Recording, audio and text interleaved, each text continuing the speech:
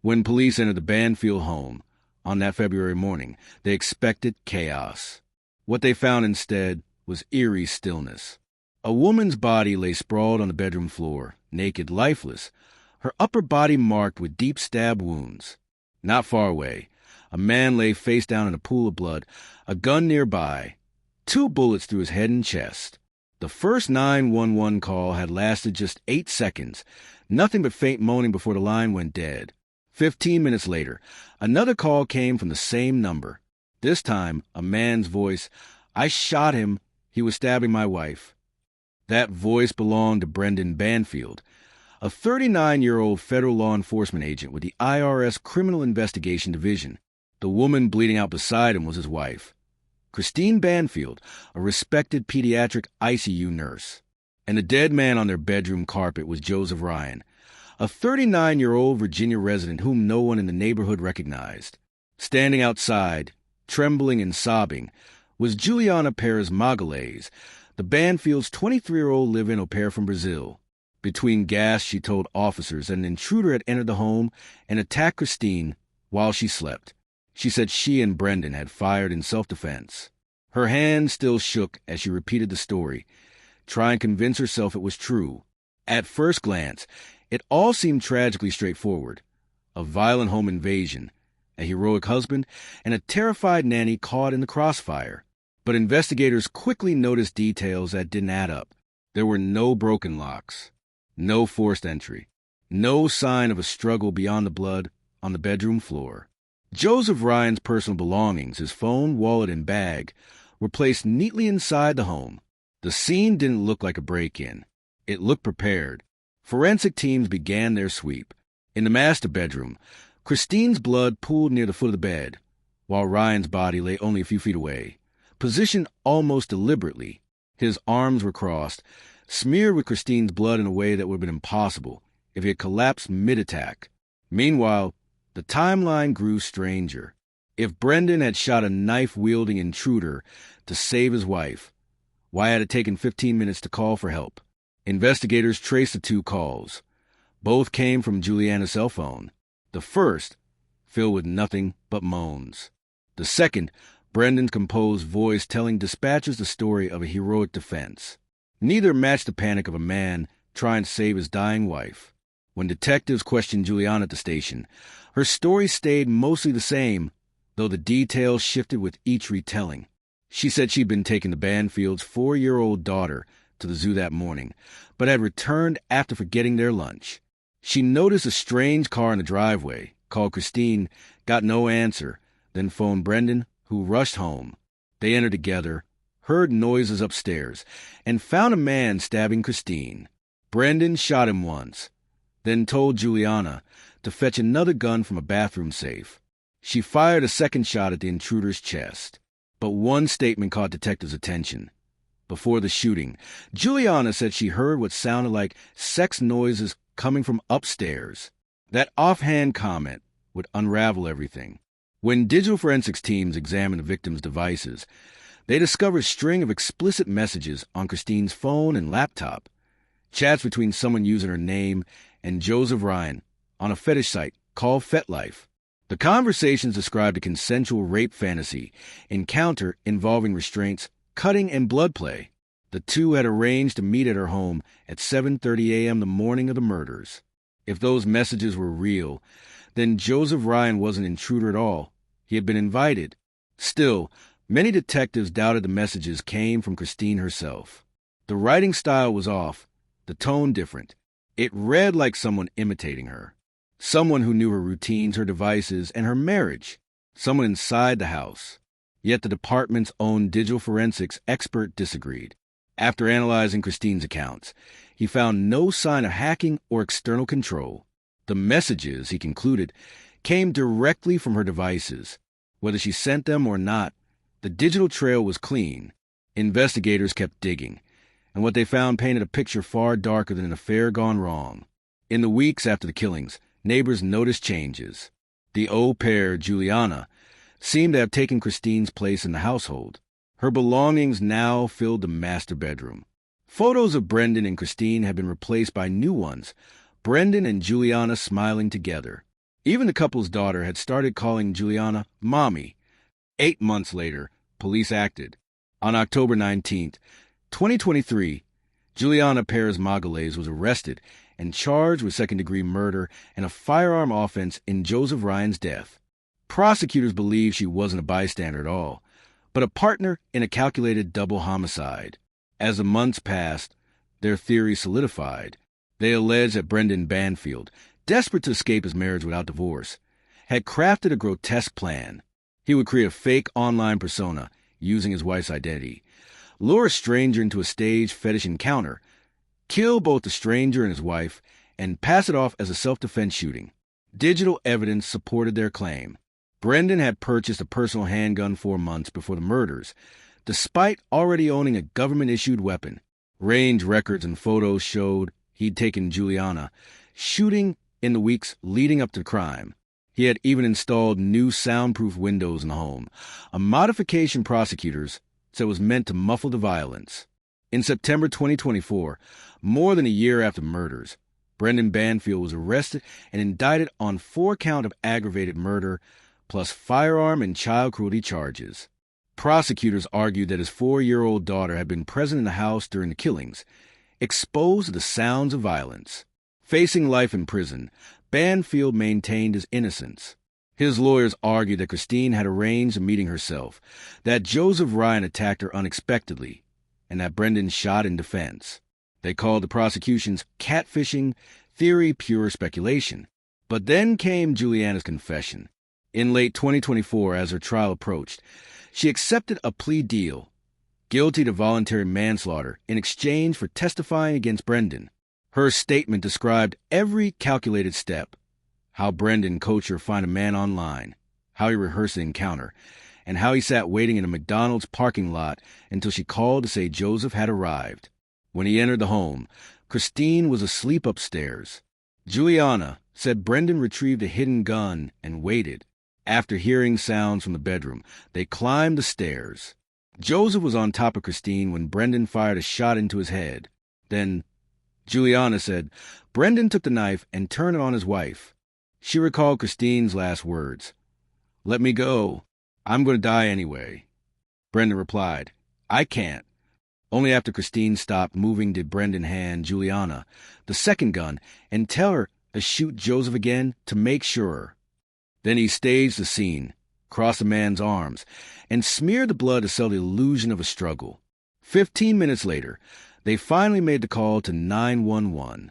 Juliana's cooperation secured her plea deal and likely deportation after sentencing. Prosecutors recommended time served if she continues to testify truthfully. Brendan Banfield now awaits trial at the Fairfax County Adult Detention Center, his once orderly life reduced to the walls of a cell. What began as a supposed home invasion now stands as one of Virginia's most chilling domestic murder conspiracies, a tale of obsession, deceit, and betrayal that turned a quiet suburban home into the stage for an unimaginable crime. The truth didn't surface from witness statements. It came from the pixels on a screen. Forensic specialists traced the final hours of Christine Banfield's digital life through her phone and laptop. There, among family photos and work emails, was another world, an encrypted thread of explicit role-play messages between her account and a man named Joseph Ryan. The messages said a 7:30 a.m. rendezvous at her own house and detailed restraints, knives, and blood play. If authentic, it meant Joseph wasn't an intruder at all. He had walked into the Banfield home by invitation. But investigators noticed something uncanny. The writing style wasn't Christine's. Too clipped, too formal. Detectives began to suspect an impersonator. Someone with access to her devices. Someone who wanted Joseph there for another reason entirely. When analysts examined the data trail, the mystery deepened. Every login came from inside the Banfield home. There were no signs of hacking or remote control. According to Fairfax County's digital forensics expert, the messages originated directly from Christine's hardware. If someone else sent them, that person had to be in her house. That possibility forced detectives to reevaluate everyone who lived there. Brendan Banfield, the husband, had spent nearly 2 decades chasing financial crimes for the IRS Criminal Investigation Division, a man trained to build airtight cases and erase traces. Colleagues described him as controlled, meticulous, private. His wife was the opposite, warm, spontaneous, anchored by her work in a pediatric ICU. To outsiders, they seemed unshakable. Inside, police were learning, the marriage had quietly collapsed. By late 2022, Brendan had begun an affair with Juliana Perez Magalhães, the family's 23-year-old Brazilian au pair. Text messages between them revealed an intimacy that went far beyond employer and employee. Conversations about jealousy, fear, and what life might be like if she were gone. Investigators soon discovered that Brendan had bought a personal handgun 4 months before the murders, even though he already possessed a government-issued weapon. Security footage placed him and Juliana at a shooting range in the weeks before the crime, where he taught her how to fire. Neighbors recalled it around the same time. Construction crews replaced the home's upstairs windows with custom soundproof glass. Brendan said it was for energy efficiency. Detectives saw something else, a way to contain screams. The digital evidence built the bridge between motive and method. Someone using Christine's identity on a fetish site had lured Joseph Ryan into a fantasy scenario involving knives and restraints. Ryan arrived at exactly the time set in those messages, carrying the props he'd been told to bring. He believed he was meeting a consenting partner. Within minutes, he was dead, and Christine Banfield lay dying beside him.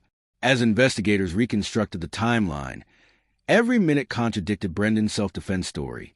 There was the unexplained 15-minute gap between the first 911 hang-up and the second call reporting the shooting. There was a decision to use Juliana's phone instead of his own, and there was a chilling detail that both bodies had been moved. The husband and au pair, prosecutors said, staging the scene to appear like a chaotic struggle. When police returned to the house months later, they found the upstairs bedroom transformed. Juliana's possessions lined the shelves. 2 water bottles sat on the nightstand. The framed wedding photo of Brendan and Christine was gone, replaced by one of Brendan and Juliana. Their daughter, now 5, was calling the au pair Mommy. In October 2023, detectives arrested Juliana Perez Magalhães for second-degree murder and use of a firearm in the commission of felony. Prosecutors argued she had not been a frightened bystander, but an accomplice, someone who helped lure an innocent man into a death trap and then watched a wife's murder staged as self-defense. 1 year later, the investigation closed its circle. On September 16, 2024, a Fairfax County grand jury indicted Brendan Banfield on 4 counts of aggravated murder, firearm use, and felony child cruelty. He was arrested 2 weeks after being fired from the IRS. Prosecutors alleged that his daughter had been inside the home during the killings, exposed to the sights and sounds of extreme violence. He now faced life in prison without parole. Yet the most damning evidence came not from police, but from Juliana herself. Facing decades behind bars, she agreed to a plea deal, admitting guilt to voluntary manslaughter in exchange for testifying against the man she once called her lover. Her statement revealed planning that went far beyond jealousy. According to her account, Brendan rejected divorce outright. He said, "That's not what I'm thinking about," she told investigators. He said he wanted her gone. He created a fake profile using Christine's name on the fetish site, instructing Juliana to find a man violent enough to play the part. She found Joseph Ryan. They rehearsed the script. Juliana would take the child out for a zoo trip, then signal Brendan when Ryan arrived.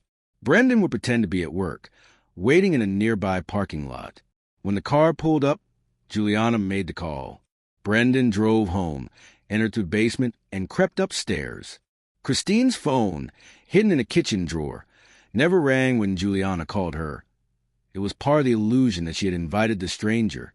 Inside the bedroom, Christine woke to a nightmare she hadn't created. Brendan fired once at Joseph. Then, Juliana said, he turned the knife on his wife. "Let me go," Christine begged. "I'm going to die anyway." Brendan's answer was quiet, "I can't." Moments later, she was dead. Juliana confessed she fired the second shot into Joseph's chest at Brendan's command, then watched him cross the man's arms and smear blood to simulate a struggle. Only then did they dial 911. Her cooperation may spare her further prison time. Prosecutors recommended time cert if she continues to assist. She will be deported to Brazil after sentencing. Brendan Banfield, still proclaiming innocence, awaits trial in Fairfax County Jail. His attorneys insist Christine orchestrated her own fatal encounter. Prosecutors call it one of the most calculated domestic murder plots in Virginia history. 2 bodies, 15 minutes of silence, and a trail of messages that rewrote the story of love, control, and betrayal. The digital trap had finally closed around the man who designed it. The further detectives dug, the more the Banfield case began to resemble a spider's web, every thread looping back to Brendan's hands. He was no impulsive killer. He was an architect, and what he built was a narrative so calculated that it almost held until the digital trail betrayed him. To understand how the illusion collapsed, investigators reconstructed the 15 minutes that defined the morning of February 24th, 2023, the space between the first moaning 911 hang-up and the final call reporting a heroic act of self-defense. When the line first went dead at 7:47 a.m., dispatchers only heard faint sounds, a woman's whimper, a man's breathing, then silence. It wasn't a panic dial for help. It sounded rehearsed. Forensic technicians later determined the phone had been placed on speaker mode on a dresser, left open just long enough to capture the noises of the stage struggle before it was disconnected. At 8:02 a.m., Brendan finally called back, his voice composed and professional. He said he'd shot a man who attacked his wife. The timing, detectives noted, was just long enough to clean a scene, move bodies, and invent a story. The staging was almost theatrical. Joseph Ryan's arms were crossed neatly on his chest, a pose no dying man could have achieved. The knife lay deliberately between him and Christine, as if choreographed. Even the slashes on Christine's body seemed deliberate, deep, precise, and clustered around the neck and torso. This wasn't a frenzied assault. It was symbolic. Wounds meant to look like a stranger's rage, not a husband control. Then came the pajamas. Police found Christine's sleepwear on the floor, cut cleanly from collar to hem. Not torn, but sliced with surgical precision. It perfectly matched the blood play instructions Brendan, posing as Christine, had sent to Ryan online. Bring belts, zip ties, and a knife to cut the pajamas. To investigators, that was the bridge between the fantasy messages and the physical evidence. The scene had been built straight from the script. Forensic labs confirmed Brendan's fingerprints on the gun that killed Ryan, on the knife that pierced Christine's neck, and on the safe that held the second weapon. Juliana's prints appeared too, consistent with her admitted role in firing the second shot. But what mattered most was what they didn't find: any trace of Ryan's DNA on Christine's skin. The supposed intruder attack that Brendan described, a man stabbing his wife as he rushed in to save her, wasn't supported by the evidence. Christine's injuries told another story, a sustained assault from someone who knew exactly where to strike. Detectives also noticed behavioral clues that day. While paramedics fought to save Christine, Brendan never asked whether his wife was alive. Instead, he kept asking about Ryan. Does he still have a pulse? Officers on scene later testified that he referred to Ryan as the witness, telling them, if he survives, he can explain what happened. It was a statement that felt less like grief and more like damage control. The deeper investigators went, the clearer Brendan's pattern became. He had cultivated a double life long before the murder. Multiple affairs, late-night messages to women who described him as charming but manipulative, and repeated promises to leave his wife. In one message recovered from his phone, he told a woman it would all be easier if she wasn't around. It wasn't proof of murder, but it was motive in plain sight. Financial records painted another layer of deceit. In the months before the killings, Brendan moved large sums between accounts, withdrew cash, and bought high-end electronics later, found wiped clean of data. A newly purchased passport adapter and Portuguese language materials suggested he'd been preparing for a move abroad. When police searched his browser history, they found repeated queries for dual citizenship Brazil-U.S. and moving to Brazil after criminal charges. Investigators pieced together a timeline that made sense only one way. Brendan didn't kill in a burst of anger. He engineered a situation where 2 people, his wife and a stranger, would die, leaving him a survivor in a tragedy he could control. He would emerge as a heartbroken husband who fought off a violent intruder, collect a life insurance payout, and live quietly with Juliana and his daughter in Brazil. But he had misjudged his own accomplice. When Juliana sat in the interrogation room months later, Her story cracked under the weight of detail. At first, she denied any affair. Then she admitted feelings.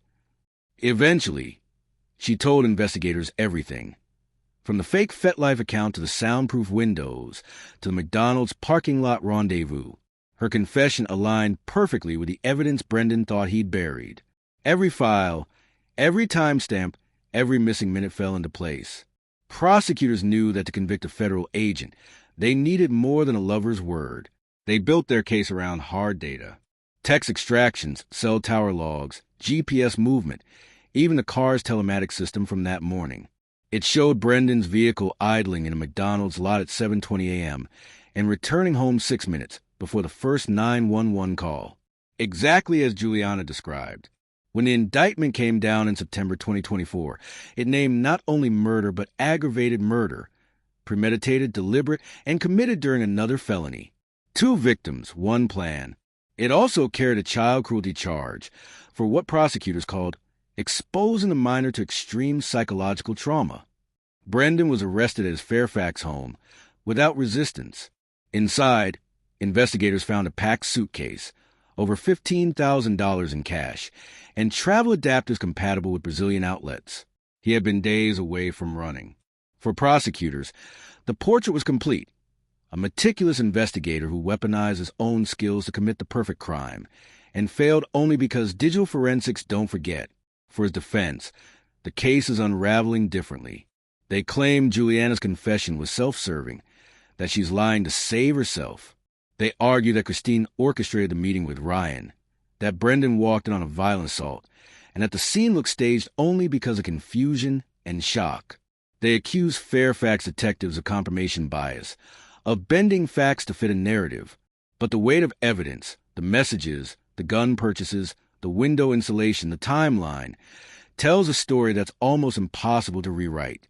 As 2025 drew on, the case became one of Virginia's most anticipated trials, not just for its brutality, but for what it revealed. That even those trained to detect deception can't escape their own. The question now wasn't whether the Banfield murders were premeditated. It was whether a jury would believe that a man sworn to uphold the law had designed one of the most chilling domestic homicide plots the county had ever seen. And when that verdict comes, only one truth will remain. The web Brendan Banfield spun so carefully finally caught its creator. As news of the Banfield murder spread across Fairfax County, the story didn't read like a typical domestic homicide. It sounded like a crime novel that had come to life. An IRS agent, a nanny, a stage fetish encounter, and a wife butchered in her own bedroom. But the headlines only scratched the surface of how far the shockwaves traveled. The home on Stable Brookway, once a symbol of success and stability, became a sealed-off crime scene. The neighbors who used to wave from manicured lawns now crossed the street rather than look toward the Banfield's porch. The couple's young daughter was placed under protective care. For her, the mourning that took her mother and changed her father would remain a mystery she was too young to understand. While the public tried to make sense of the story, the courts prepared to dissect it. Prosecutors built their case piece by piece, a digital forensic timeline that could walk jurors minute by minute through the morning of February 24th, 2023. Every ping of a cell tower, every message on the fetish site, every file Brendan had deleted or moved into hidden drives became a brick in a wall of intent. Juliana Perez-Magales, the au pair, became the key to everything. Once a silent figure sobbing in a police interview, she was now a cooperating witness with the power to bring down her former employer and lover. In exchange for a reduced sentence, she laid out how Brendan planned every step. The fake profile, the lure, the waiting, the cleanup. Her version was brutal. Brendan had told her that divorce was not an option. He feared losing his career, his reputation, his daughter. He spoke of solving it quietly. Juliana described how he practiced drawing his gun, how he told her to memorize a story they would tell police. A stranger broke in, Christine screamed. He fired to protect her. Her role would be to call 911, repeat the script, and appear terrified.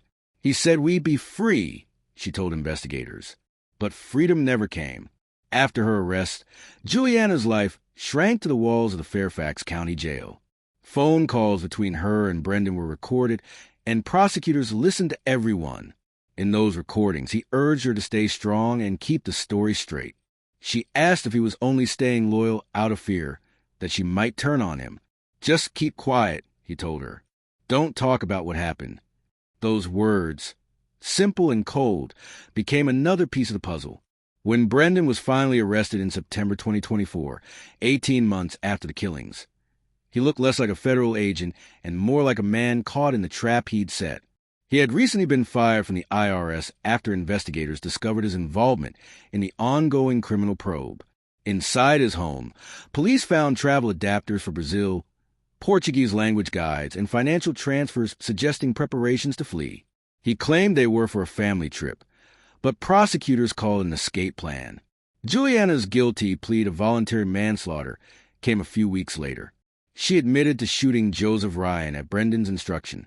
Her sentencing was delayed until she completes cooperation with prosecutors, but her fate is nearly sealed. Deportation back to Brazil and a likely release with time served if she fulfills the agreement. As her plea became public, Fairfax County prosecutors widened their case. They added child cruelty charges against Brendan, arguing that his 4-year-old daughter was inside the home and likely heard the violence. Though the child wasn't physically harmed, prosecutors said the emotional exposure alone justified the charge. Meanwhile, Christine's parents fought quietly in court for custody of their granddaughter. They wanted to ensure she would never again be caught in the gravity of her father's crimes. Those proceedings were closed to the public. By late 2025, Brendan's defense team began pushing back, framing the investigation as biased and incomplete. They claimed detectives ignored evidence showing Christine's own online activity and replaced it with a catfishing theory that fit the narrative they wanted. They pointed to a forensic examiner who concluded Christine had full control of her devices, then was reassigned from the case. They said internal politics inside the Fairfax County Police Department tainted the results. Prosecutors responded with the hard evidence: phone logs, surveillance images, the gun range photos, and Juliana's confession. They didn't need theory. They had timestamps. Each side prepared for one of the most closely watched trials in Virginia history. Court documents confirmed that the proceedings would be televised, offering the public a front-row seat to a story of calculated deceit. As of now, Juliana remains in custody awaiting her December 13th, 2025 sentencing, expected to mark the end of her cooperation. Brendan sits in the Fairfax County Adult Detention Center, facing life without parole. His trial is set for January 13th, 2026, delayed once again as both sides battle over digital evidence and witness testimony. The public fascination endures because the case offers no clear villain in its early stages, just a husband, a wife, a stranger, and a young au pair whose lives converge in the most unimaginable way. But now, the lines are clear. Brendan Banfield stands accused not of spontaneous act, but an intricate, premeditated deception. A man who used his badge, his training, and his intellect not to uphold justice, but to pervert it. If convicted, his fall from grace will be complete. From a federal investigator to a symbol of how manipulation and obsession can twist even those sworn to protect others. The murder at Stablebrook Way didn't just destroy a family. It exposed how methodical evil can look like order, how control can masquerade as calm, and how even the most careful plans begin to unravel the moment truth becomes data.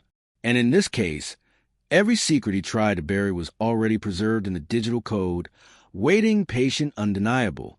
For nearly 2 years, the story of the Banfield murders has unfolded like a slow, clinical dissection. Every testimony, every file, every photograph exposing a little more of what truly happened inside that house. What began as an apparent act of heroism unraveled into one of the most disturbing betrayals Virginia has ever seen.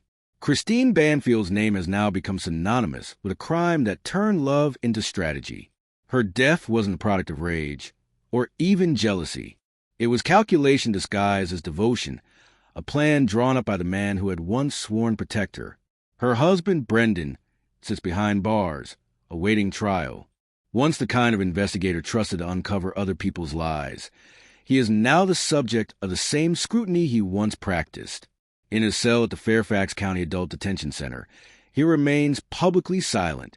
His attorneys continue to insist that Christine orchestrated her own demise, that he was only reacting to what he found. But the data, The messages, the purchases, the soundproof windows speak louder than any defense statement. Juliana Perez Magalhaes, the au pair who entered the United States with a work visa and dreams of better life, became an accomplice to something she could never undo. Through her plea deal, she gave prosecutors a complete map of Brendan's scheme. For now, she remains in custody, awaiting her December 2025 sentencing. If her cooperation is deemed complete, she will be freed, then deported back to Brazil to rebuild a life in exile. Christine's parents have stayed out of the spotlight, their fight centered only on securing custody of their granddaughter. Court documents show the little girl now lives privately with extended family, shielded from the noise that still surrounds her mother's name. The child has not appeared in public since the tragedy, and her guardians have refused all media contact. Fairfax prosecutors have called her the only true survivor of the Banfield plan. The case has exposed deeper questions about power and perception. How could a federal agent, trained in evidence and deception, manipulate those same systems for murder? How could a young woman, new to the country and dependent on her employer, be persuaded to help him? And how many warning signs did those closest to family miss? Legal analysts call it a landmark in the evolution of digital criminal investigations, a case where the entire timeline of murder was reconstructed from online messages, metadata, and cell tower triangulations. Every keystroke became a breadcrumb, every deleted file a confession. As the trial approaches, prosecutors have promised a complete forensic narrative, a reconstruction of every second between 7 o'clock and 8:02 a.m. on February 24th, 2023. It will include Juliana's tape statement, cell tower pings, GPS logs, and the 911 audio that first captured those faint, almost theatrical cries. The court has approved live television coverage, an uncommon step that ensures the public will see the trial of the man accused of designing one of the most methodical domestic murders in modern Virginia history. For the people of Fairfax County, the Banfield case stands as a reminder that the line between order and darkness can blur even inside the most respectable homes.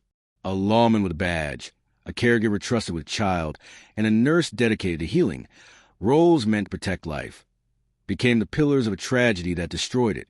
Christine Banfield's name now sits quietly among the countless victims of intimate betrayal, her story retold not for its sensationalism, but for its precision, a chilling example of how love, when twisted by control and ego, can become indistinguishable from malice. As Brendan's trial date draws near, one fact remains beyond speculation. Data doesn't forget. Every plan he encrypted, every message he erased, every second he believed he controlled was preserved. And when the verdict finally comes, it won't just be a judgment of guilt or innocence. It will be a reckoning, proof that even the most carefully engineered lies eventually collapse under the weight of truth. The Banfield murders no longer exist only as a headline. They become a case study, a symbol of how methodical cruelty can hide behind ordinary routines. What began as a supposed home invasion is now a portrait of human calculation, preserved in every line of code, every time-stamped message, and every decision made in those final 15 minutes before the first 911 call. As the trial of Brendan Banfield draws near, Fairfax County prepares for one of the most scrutinized proceedings in recent memory. Prosecutors have spent 2 years compiling an unbroken timeline, reconstructing the entire event frame by frame, not from witness accounts, but from data. In their narrative, Brendan is not a husband who reacted in panic. He is a man who built a crime around his own expertise, trusting his knowledge of law enforcement procedure to shield him from consequence. They will present a theory of a husband who turned his wife's identity into a weapon. Brendan allegedly used Christine's name to create a fetish persona that would lure Joseph Ryan into the home under false pretenses. Every message, every digital breadcrumb, was written to make Christine appear complicit. It was, prosecutors argue, the ultimate act of control, to script her downfall as though she authored it herself. For the defense, the challenge is immense. They have signaled plans to dismantle the catfishing theory, focusing instead on the inconsistencies in digital forensics. They will question whether the online messages can be definitively traced to Brendan, whether Juliana's testimony is credible, and whether Christine may have consented to a dangerous encounter that spiraled out of control. Their task isn't to prove Brendan innocent, only to plant reasonable doubt in a story that already feels too intricate to believe. Juliana Perez Magalhaes remains the hinge on which the case turns. Her testimony is both the prosecution's strength and its most fragile point. She is the insider who saw everything, but she is also a confessed participant. A woman who fired a gun into a dying man's chest can only appear so innocent. The prosecution knows this, which is why their digital evidence must carry the rest of the weight. Her cooperation agreement promises time served if she fulfills her end of the deal. That means the moment Brendan's verdict is read, Juliana could walk free, deported to Brazil to begin a new life. For some, that's justice. For others, it's the uncomfortable price of truth. In Fairfax, anticipation has replaced outrage. Reporters gather outside the courthouse each week, waiting for filings, updates, anything. The public knows that when the trial begins, it will expose not just the details of one family's tragedy, but the anatomy of a system Brendan once belonged to. A federal investigator who learned how to trace money, data, and lies, and then used those same methods to construct his own. Christine's memory is now preserved in the courtroom exhibits. The last photo taken of her with her daughter, the security footage from a neighborhood that morning, the 911 recording that opens with silence and ends in disbelief. The woman who devoted her life to saving others spent her final moments pleading with the man she trusted most to let her live. The ripple effects go beyond that single house on Stablebrook Way. Her case has reshaped how investigators handle digital evidence in domestic violence homicides. Fairfax County has expanded its digital forensics unit, citing the Banfield investigation as a model for how metadata can expose manipulation long after blood has dried. In lectures and legal conferences, prosecutors describe it as the case that turned data into motive. For Brendan Banfield, the walls are closing in. He no longer controls the narrative. His emails, his GPS logs, his purchases, his own words, all stand against him. The man who once built airtight investigations now sits at the center of one, his silence interpreted as guilt. If convicted, he faces life in prison without parole, a lifetime behind bars to contemplate the single morning when his need for control became his undoing. For Christine's family, no verdict will restore what was taken. Their only comfort is in truth, that the story of her death is no longer buried beneath deception, that her name, once overshadowed by scandal, is finally remembered not as the subject of a twisted fantasy, but as a victim of manipulation and trust betrayed. And for those who watch this tragedy unfold, the Banfield case stands as something more than just another headline. It's a warning about the illusion of perfection, how evil doesn't always announce itself in rage or chaos. Sometimes it wears the face of order. Sometimes it plans everything. The reckoning ahead is not only for Brendan Banfield, but for the idea that anyone, no matter how clever or disciplined, can outthink the truth. Because truth, as this case proves, doesn't vanish when the lies are tidy. It waits, quiet and patient in the metadata. And when it surfaces, it doesn't just reveal what happened. It reveals who we really are when the mask finally slips.